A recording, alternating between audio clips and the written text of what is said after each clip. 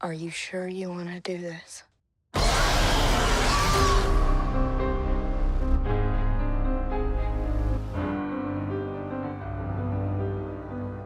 Alright people, it's happening. It's finally time to discuss Alien Romulus, my personal, most anticipated film of 2024 by a landslide.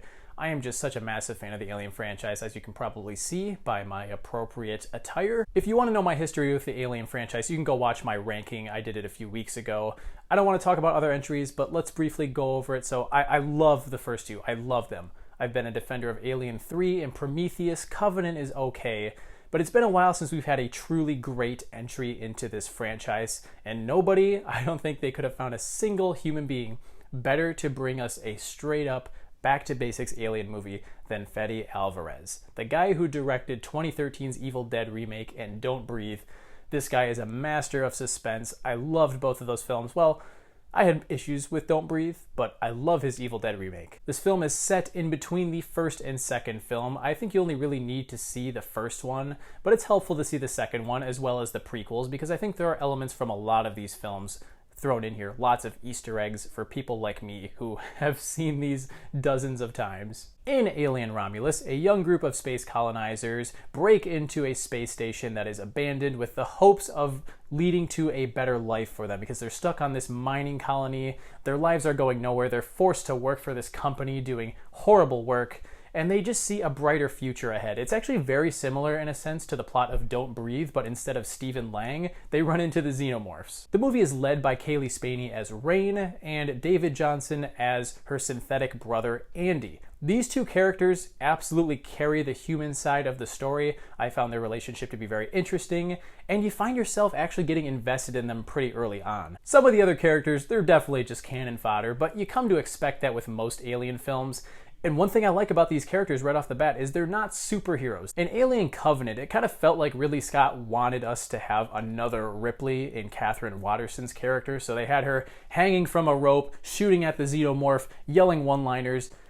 There is a little bit of that here, but for the most part, these are just your average everyday people searching for a better life. Not only does this film bring us back to the original tone of those first two films, but it also brings back the themes of capitalist hell, this company that does not give a shit about the lives of its workers. No, all it cares about is getting its hands on this bioweapon so that they can study it and weaponize it. I actually find Alvarez's story as to how he came up with this idea to be really interesting. He actually based it on a deleted scene from Aliens, which follows a group of kids as they're kind of riding around in these little toy cars throughout Hadley's Hope, the atmosphere processing station from that film.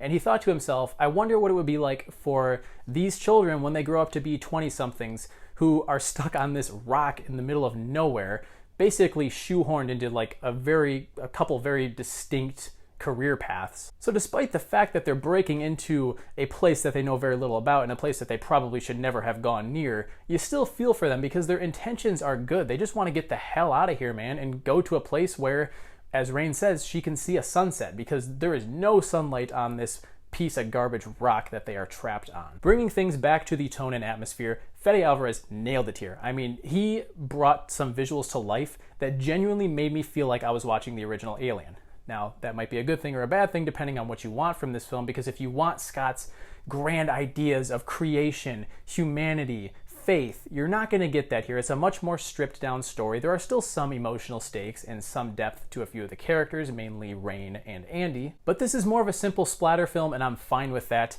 It brings back the analog type technology that you saw in the first two Alien films, which I love. It is just, there's so much attention to detail. Most of the sets are practical. The aliens are also brought to life with a lot of practical effects, although there is some CGI. I think Fede Alvarez may have stretched the truth a little bit as to how much practical effects reign in this film over CGI. And I'll tell you, when this movie works, it really fucking works. Like, it amps up the tension to a degree that I was just enamored by. And there's a point in the film where the tension starts and it just keeps on going, man. It does not let up for a single second. And that has its own flaws because you don't really get too many moments with the characters to really connect with them again. It's more so you're just on the edge of your seat waiting to see if they're going to get out of these situations. In that aspect, it almost feels like a video game, and Alvarez clearly took a lot of inspiration from the game Alien Isolation as well, which is awesome. I love that. The film does have its problems, though, and I'm going to have to really be careful because I want to keep this spoiler-free, and it's going to be tough to talk about a lot of these problems. What I'll say is that it has a general problem of diving into nostalgia a bit too much. There are a lot of gratuitous callbacks, both visually and specific lines from previous films that characters speak. I can think of 3 specific lines off the top of my head right now that were ripped straight from the earlier Alien films. I think they're completely unnecessary. The film would be all the better without them. It doesn't even seem like something Alvarez would do. I almost wonder if the studio forced him to put those lines in there or something, because they feel so out of place in a movie that otherwise feels very sincere about bringing the series back to its roots, but also injecting some new ideas. Most of the visual callbacks I don't mind too much, but there's one in particular, I can't really say much about it without spoiling it, but it's an involvement of something that wasn't shown in the trailers, and I was like, ooh, I do not like this decision to include this thing at all. And then the scene ended and I was like, okay, that was fine, you know, probably not going to see it again. And it keeps popping up throughout the movie, and it started to really pull me out because the special effects that brought it to life were not good, and I think it hurts the story. It just was not necessary. In terms of performances, just like the character depth, I think Spaney and Johnson absolutely carry it. There are some other decent actors in here, though. I think Archie Renau is his name, maybe? He's pretty good. Isabella Merced also has a lot of tense sequences where once again, I'm reminded of Don't Breathe because she is having to sneak through all of these little claustrophobic locations trying to evade the aliens. It also reminds me of Alien Isolation a lot, some of these sequences. Ultimately, I think how much you enjoy this film is going to depend on 2 factors. The first one being, what do you want out of another Alien sequel? Do you want more of Ridley Scott's pondering, existential type stuff, or do you just want a straight up horror film? The second factor is how much these nostalgia beats are going to bother you. For me, they did bother me, but they didn't compromise the overall experience. But if you're the kind of person who is going to hear these lines recycled from the original films and just be totally pissed off about it, you might not like Romulus. And I'll give the movie this, despite the fact that it at times feels like it's going through the motions and just bringing us back to the feeling of the first 2 films, the third act takes a big swing that I did not expect from it at all. It's original, it does kind of remix a certain thing from a different Alien sequel, but it was executed in a fresh way that was genuinely unnerving, grotesque, and pretty terrifying. It was the closest you could get to seeing Evil Dead in an Alien film. That's all I'm going to say about it. I think you should experience it without knowing what this thing is that I'm talking about. For a lot of people, it'll probably make or break the film. For me, it made the film. In fact, I'm probably going to bump my grade up like an extra half star for that third act alone. So Alien Romulus, I'm going to give this film 4 out of 5 stars.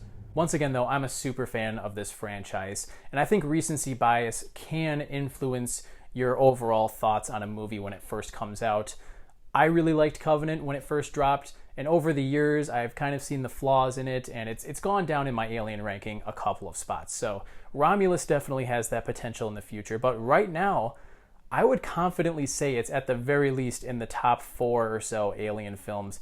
It might be the best one since Alien and Aliens. I do plan on seeing it again, though, so opinions can always change, but that's how I'm feeling about it right now, guys. Be sure to let me know in the comments if you do see Alien Romulus, what you think of it. As always, I encourage you to like this video and subscribe if you want to see more content like this, and I'll catch you guys in the next one. See you later.